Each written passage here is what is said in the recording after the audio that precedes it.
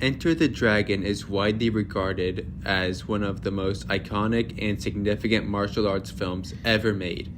Released in 1973, the movie follows Bruce Lee, a young martial artist from the Shaolin Temple who goes undercover at a martial arts tournament on a drug lord's private island to investigate his involvement in a criminal scheme involving drug trafficking and prostitution. Notably, this film was Bruce Lee's last before his untimely death in July of 1973. In this analysis, I will examine what makes the film so special, exploring its cinematic influences, its impact on later films, and how both Enter the Dragon and Bruce Lee's work have shaped Western perceptions of Asians and Asian Americans. Additionally, I will demonstrate how Western influence on foreign films can positively alter the global portrayal of minorities. Enter the Dragon draws from a variety of cinematic traditions, particularly spy films and the blaxploitation genre. Blaxploitation emerged during the civil rights movement and included films such as Sweet Sweetback's Badass Song and Shaft, both from 1971.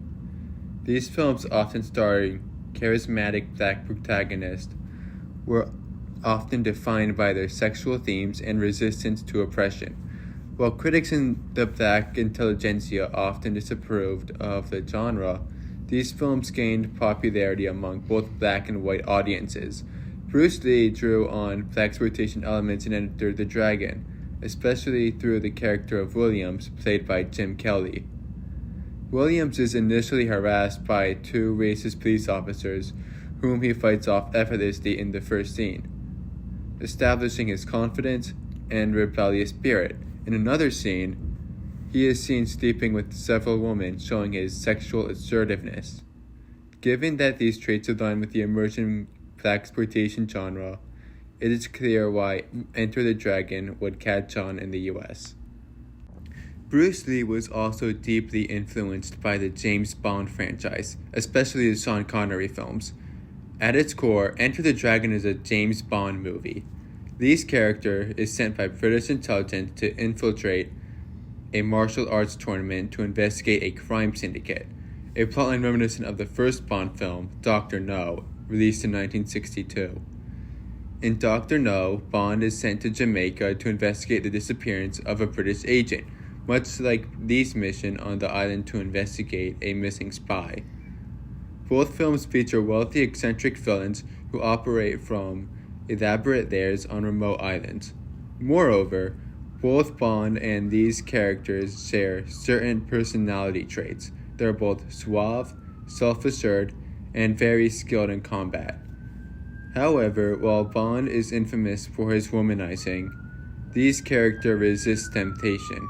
In a pivotal scene, when offered a prostitute, Lee chooses her because he recognizes her as the missing agent, using the opportunity to gather critical information. The influence of Western cinema on Enter the Dragon was instrumental to its success.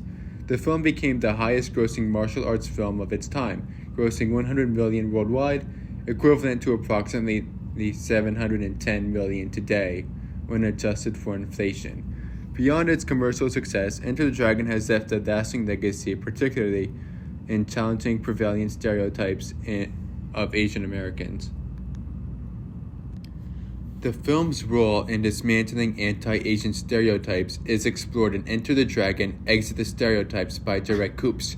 According to Coops, Enter the Dragon was not only a major career milestone for Bruce Lee, but also a significant cultural moment for the Asian community.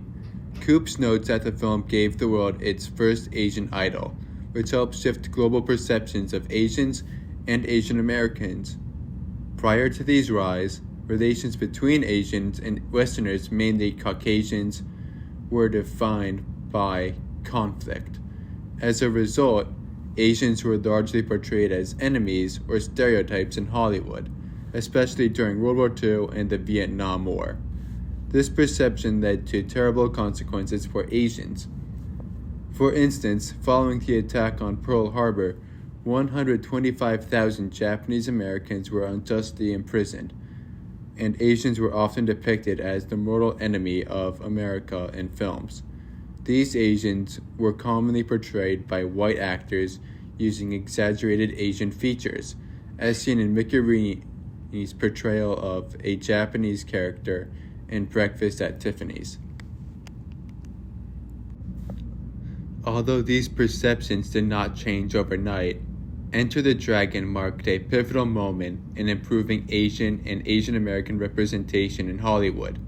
Lee became the first Asian actor since Anna May Wong in 1942's The Lady from Chungking to receive top billing in a Hollywood film.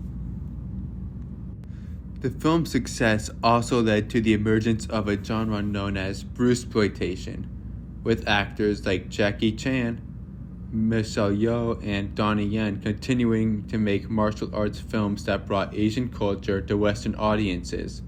This legacy persists today, with films like Everything Everywhere All at Once achieving significant success. Michelle Yeoh won the Academy Award for Best Actress, the first ever for an Asian performer, and Ke Huy Quan won Best Supporting Actor for his role in the same film. Coops highlights that, quote, both these wonderful actors, at least initially, found Hollywood's acceptance thanks to the path Bruce Lee had paved long ago. Enter the Dragon was not only a groundbreaking martial arts film, but also a crucial moment in the representation of Asians in Hollywood. By drawing from Western cinematic influences, Bruce Lee's film broke cultural barriers, challenging stereotypes and paving the way for future generations of Asian actors. Its enduring legacy underscores the power of film in reshaping cultural perceptions and fostering greater inclusivity in the global entertainment industry.